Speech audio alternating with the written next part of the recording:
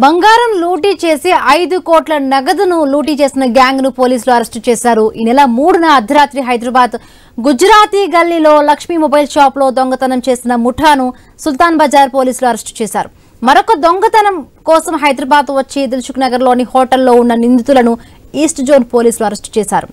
వారి నుంచి 8 లక్షల నగదు 6 సెల్ ఫోన్స్ ను స్వాధీనం చేసుకున్నారు. గతంలో 3 నిందితులపై 17 కేసులు నమోదయ్యాయని ఈస్ట్ జోన్ డీసీపీ బాలస్వామి తెలిపారు. ఈ గ్యాంగ్ బంగారం షాప్ ని లూటీ చేసి 5 కోట్లు అపహరించిందన్నారు.